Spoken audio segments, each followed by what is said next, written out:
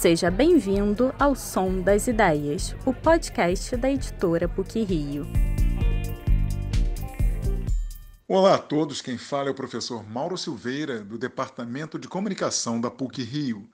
Como parte das comemorações dos seus 20 anos, completados em 2020, a editora PUC-Rio inaugura uma programação de podcasts com o objetivo de apresentar a seus tradicionais e novos leitores grandes temas discutidos ao longo desse tempo na voz de seus autores.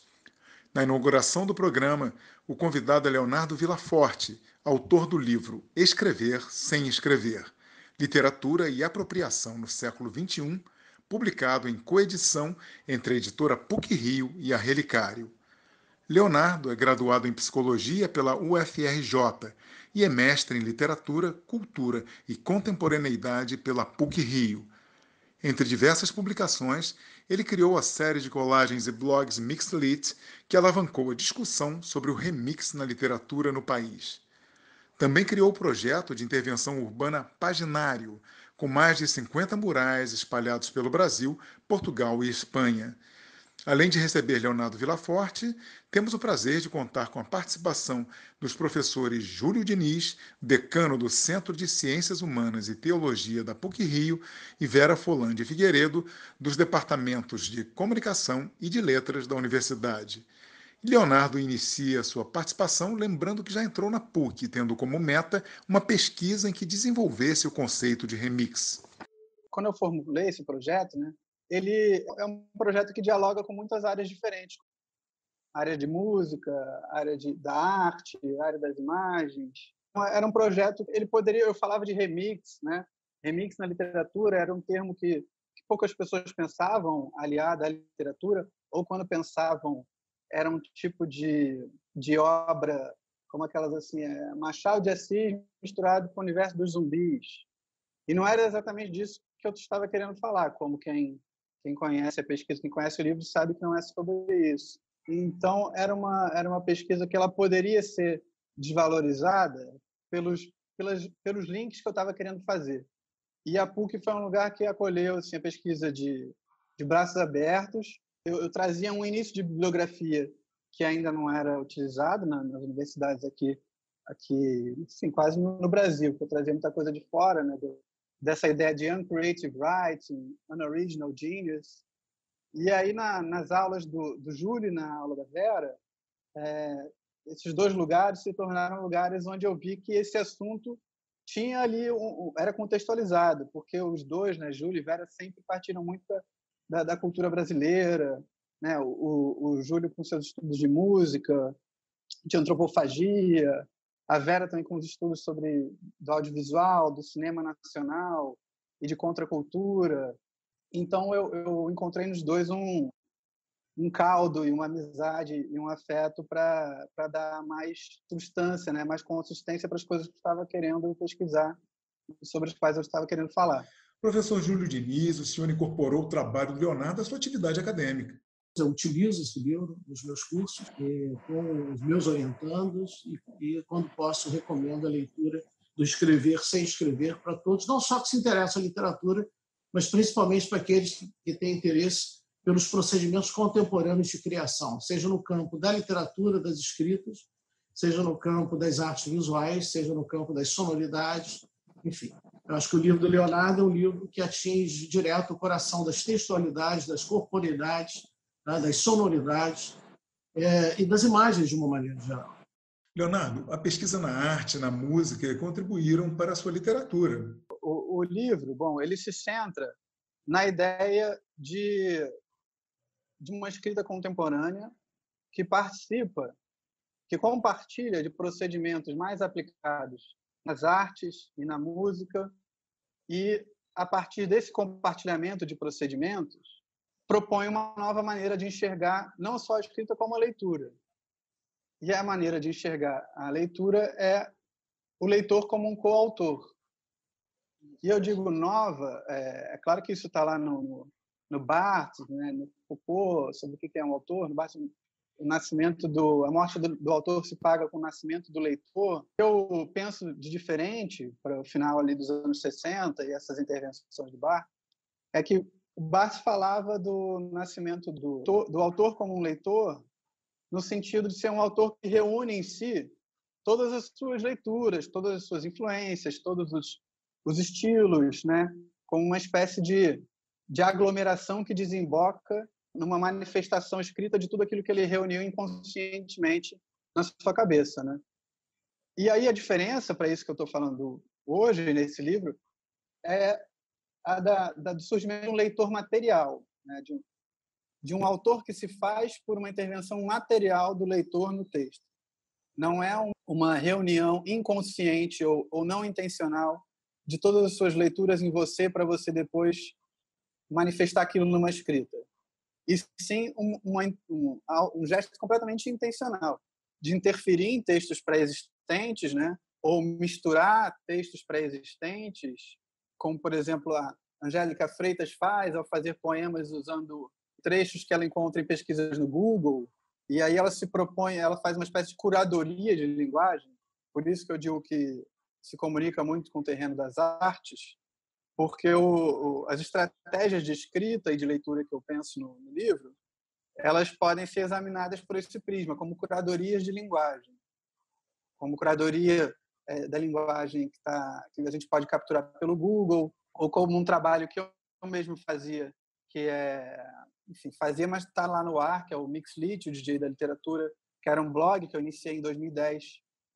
E nesse blog eu construía contos apenas recortando trechos de livros diferentes e montando essas pequenas narrativas, ou seja, eu me pus uma restrição de não agregar nada escrito, apenas vírgula e ponto final no máximo. E aí se tratava de fazer uma autoria por meio dos trajetos de leitura. No livro existe um conceito sobre trajetos de leitura, no momento em que a sociedade convive com excesso de conteúdo. Eu acho que essa se torna uma ideia relevante no momento em que a gente vive o excesso, né? Excesso de informação, excesso de conteúdo, todo mundo quer produzir conteúdo, excesso de abas no site, né?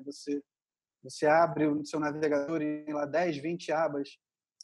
E, na verdade, você está fazendo um link de uma aba com outra. Como é que você ligou uma notícia de política com o jogo do Flamengo, com o download de uma revista? Isso tudo é um olhar seu que está criando uma trajetória, né? E talvez essa trajetória crie um olhar por meio das escolhas que ela faz. E aí o livro usa um pouco da antropofagia para pensar isso, as ideias do Kenneth Goldsmith, da Marjorie Perloff, também ideias de um pensador que foi a Vera que me trouxe, o Lev Manovich, um russo, que pensa como a tecnologia influencia nosso olhar. Tem curadores de arte, como Nicolas Bourriot, pós-produção, pensando essa relação com o texto, essa curadoria de linguagem, como uma espécie de pós-produção, que é algo do âmbito das artes, só que trazendo para o meio do texto. Então, acho que eu dei um panorama, né? O Leonardo citou agora a professora Vera Fulan de Figueiredo. Professora, pelo que ele conta, né, sua participação foi importante na formação do Leonardo. O meu papel foi mais ou menos de conduzi-lo numa travessia. Não tanto a travessia da área de psicologia para a área de literatura. Isso ele fez sozinho, ele deslizou de uma área para outra muito suavemente. O que eu achei mais difícil, e aí eu acho que aí eu tive realmente um papel para ajudá-lo, né? Foi na passagem do território do criador, porque ele é um artista criador, para o território do teórico, acadêmico, do trabalho crítico, né? Que exige, por mais que esses campos hoje cada vez mais se entrelacem, de qualquer maneira, o trabalho da reflexão teórica, o trabalho acadêmico, ele tem seus protocolos próprios, ele exige um certo distanciamento, né, que é diferente do trabalho criativo. Então, eu acho que o nosso encontro foi produtivo, muito nesse sentido do ajudar o Leonardo a encontrar esse entrelugar. Não é que ele deixou de ser criador, mas ele conseguiu ficar nessa fronteira de criador e também alguém que tem uma reflexão teórica importante sobre o papel da literatura hoje, sobre o lugar da literatura hoje. Professora Vera, é possível dizer que a senhora encontrou interesses comuns aos seus no trabalho do Leonardo. Eu tinha publicado o Narrativas Migrantes, que é um livro que pensa o quê? Deslizamento dos textos por diferentes plataformas, né? E como esses deslizamentos geram outras maneiras de ler, outras maneiras de escrever, né? Então, quando o tema do Leonardo ele estava perfeitamente em consonância com os meus interesses, né? E que estava me interessando estudar, né? Na verdade, nós dois estávamos o tempo todo nos perguntando qual o lugar da literatura hoje, o que é hoje ser criativo, a questão da originalidade, se ainda é um valor, né? O que é ser um autor nesse mundo, nessa cultura midiática digital.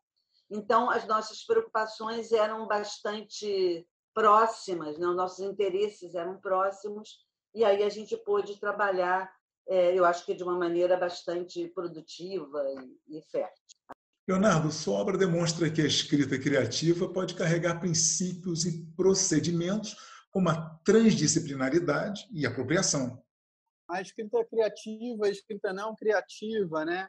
No final das contas, o não criativo acaba por se tornar uma estratégia do criativo também, né? Assim, essa é uma espécie de conclusão a que eu chego lá no final do livro. E falando de transdisciplinaridade, né? Eu sempre tentei conjugar essas disciplinas todas, as artes, as letras, o cinema, a música. Sempre pensei muito por aí. A minha própria escolha de pesquisa ela partiu de um procedimento, né? Que é o procedimento da apropriação. E a apropriação ela não é algo exclusivo de um campo. A apropriação é um gesto compartilhado por quase todas as artes. Então, por isso que eu fui pegando teóricos e pensadores de muitas áreas. Agora, tem gente que diz que a transdisciplinaridade ela é uma espécie de utopia que a gente tem que ter no horizonte para tentar chegar lá, mas que ela não se realiza, né? Porque a transdisciplinaridade ela está assentada na divisão em disciplinas. Então, diferente tem a multidisciplinaridade, né? Que é você pegar vários pontos de vista para uma coisa, é um multi. Tem o inter, que é você atravessar as disciplinas com uma coisa. E tem o trans, que é você juntar várias fontes e fazer aquilo ser uma coisa só, né? Uma coisa unificada. Então, a gente nunca sabe se a gente atingiu essa coisa unificada ou não. Leonardo, os professores Júlio Diniz e Vera Fulân de Figueiredo tiveram participação importante em diferentes fases da sua pesquisa. No início da pesquisa, uma das opções, né, conversei com a Vera, com o Júlio também, tomamos café sobre isso, falando sobre isso, era fazer a pesquisa repetindo o procedimento que eu investigaria. Porque essa é uma maneira também de produzir conhecimento, né? Você fazer no texto aquilo do qual o seu texto está falando, né? Você trazer para a expressão, na escrita, o tema do qual você está falando. E aí, depois de algum debate, eu e Vera, ou seja, eu faria uma pesquisa que fosse ela mesma um grande recorte-colhe, né? Como eu fazia no Mixlit. E depois da gente pensar bastante sobre isso, eu e Vera decidimos que essa não seria a melhor estratégia, né? E isso foi muito legal, porque é isso, né? No início você está meio que aprendendo ali o que é uma pesquisa no campo das letras, para mim foi assim, e entender que era preciso pensar uma estratégia foi muito bom, né? E eu e Vera decidimos que essa não seria a melhor, porque eu já vinha fazendo essa estratégia artística no blog e nas colagens também, que eu expus em alguns lugares. Então, para que eu iria repetir aquilo num novo trabalho? E também a gente percebeu que havia um espaço sobre esse assunto aqui no Brasil e que provavelmente um trabalho inteiro sobre esse assunto poderia contribuir bastante para ser utilizado, né? Por outros professores, escolas, universidades. E a gente achou que, para isso contribuir dessa maneira, seria melhor fazer um texto acadêmico sem se utilizar dos procedimentos artísticos dos quais eu estava falando.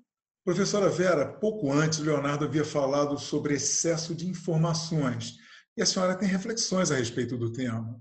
A gente está imerso numa cultura eletrônica, né? Quer dizer, o computador ele é uma espécie de meta-meio. As coisas convergem para ele, são transcritas, né, no código digital, aí você tem a imagem vai para o computador, o texto vai para o computador, as coisas vão convergindo, né, para aquele meta-meio. E aí essa tecnologia, essa possibilidade acentua essa coisa dos deslizamentos, dos deslocamentos, facilita essa maneira de proceder, né, até na arte. Por outro lado, o computador, a web é um grande arquivo, está lá, né, o arquivo está lá à sua disposição. Então, você tem a facilidade de pegar os fragmentos ali, os dados no arquivo, juntar, reordenar, né, recompor a partir daqueles dados que estão ali oferecidos para você. Então, tudo isso, todo esse quadro, né, leva a um enfraquecimento das abordagens fechadas, disciplinares. Porque se você tem tanto deslocamento, o que acontece é que você é levado a buscar outras disciplinas, além daquela da onde você partiu, né? Outras fontes, outras formas de abordagem, né? As coisas não são cada vez menos fixas, cada vez ocupam menos lugares. Então, isso é um estímulo, um provocador desse olhar transdisciplinar ou multidisciplinar, né? Os objetos nos desafiam a ter esse olhar além das fronteiras das disciplinas, né? Eu acho que essa questão da tecnologia aí é bastante importante, né? Toda essa valorização hoje que você tem do arquivo, né? De uma cultura de arquivo, de uma lógica de arquivo. O arquivo deixou de ser sinônimo de arquivo morto, de lugar onde não há vida, onde você só tem um engavetamento, um armazenamento, e passou a ser ao contrário, lugar que você visita para criar, reordenar, né? Então, essas coisas todas eu acho que têm muito a ver com o olhar que o Leonardo também dirigiu para os textos, né? Ele próprio um grande montador, né? No paginário, também aquele que vai lá no arquivo e faz dos textos canônicos fragmentos, né? Para compor um grande quadro. Então, é isso, só para reforçar o que ele tinha dito, trazendo um pouquinho dessa contribuição da tecnologia digital. Professor Júlio, a produção acadêmica do Departamento de Letras contribuiu para o trabalho de Leonardo. Leonardo fez um trabalho, em princípio, convencional, né? E o convencional tem uma potência enorme, porque não é pejorativo, muito pelo contrário, e fez um trabalho brilhante. Tá? Eu acho que esse era o caminho mesmo. Então, repara que o livro do Léo, até a dissertação dele, vai citar, inclusive, né, um texto que foi gestado no curso meu, como trabalho de final de curso, que é o Manifesto da Literatura Sampler, né, que foi escrito a duas mãos, né, pelo Fred Coelho, hoje, né, é professor do programa de pós-graduação, né, excelente ensaísta, brilhante, né, pensador da cultura contemporânea brasileira, e do Mauro Gaspar, que já nesse texto, né, que o Leonardo utiliza, o texto do Fred Coelho, o texto, né, do Mauro Gaspar, a literatura sampler, já está questionando exatamente toda essa ideia que está ligada ao mashup, que está ligado ao remix, que está ligado, como ele falou, à pós-produção. Quer dizer, como não só entender a literatura fora do seu lugar tradicional do livro, não que tenha abandonado o livro, mas o livro é um dos lugares da literatura, o livro, a materialidade, o livro escrito, impresso, tá? Como também onde essa literatura está, por onde anda essa escrita, no cinema, nas artes visuais, nas artes plásticas, no teatro, na música popular, etc, etc, etc. Leonardo, quando você discorre sobre a apropriação, você se refere aos livros e principalmente aos blogs. Meu objetivo era fazer com que aqueles textos pudessem ser lidos como contos e que fosse imperceptível a cola entre um trecho e outro. né, que alguém pudesse ser ludibriado a pensar que aquilo foi um conto escrito sem o procedimento da montagem. E já é bem diferente também da Verônica Stiger. Ou seja, eu parto dos livros e não fui para os livros, porque isso não foi publicado em livros, isso foi para blog, né? Foi para site na internet. Então, às vezes, as pessoas estão buscando por um autor X e caem no meu blog porque tem lá, esse trecho foi tirado de Walt Whitman, esse trecho foi tirado de J.K. Rowling. E aí também a ideia é da utilidade, né? Isso também está no paginário, de caminhar da lógica do sentido para a lógica da utilidade. Na verdade, está mais no paginário do que no Mixlit, porque no Mixlit eu organizava o sentido narrativo, enquanto que no paginário o sentido narrativo não está feito a priori, né? Infelizmente, estamos chegando ao final deste programa. Leonardo, nós ficamos com as suas despedidas. Então, obrigado ao Júlio, obrigado à Vera por esse encontro, e saibam os dois que sempre acrescentaram muito aos meus olhares e às minhas pesquisas. A editora PUC-Rio teve um enorme prazer em receber o escritor Leonardo Villaforte nesta conversa que contou com as brilhantes participações do decano do Centro de Teologia e Ciências Humanas, Júlio Diniz, e da professora Vera Fulandi Figueiredo, do Departamento de Comunicação e Letras da Universidade. Este foi o primeiro de uma série de podcasts criados com o objetivo de revelar, a partir de discussões brasileiras contemporâneas, um dos papéis mais importantes da pesquisa e do saber acadêmicos: contribuir para uma sociedade mais consciente e apta a lidar com suas próprias questões culturais e históricas a partir da livre circulação de ideias. E dentro deste espírito, convidamos você a acompanhar nosso próximo podcast, que terá como tema saúde, espiritualidade e enfermidades. Até lá! Esse foi mais um episódio do Som das Ideias, o podcast da editora PUC-Rio.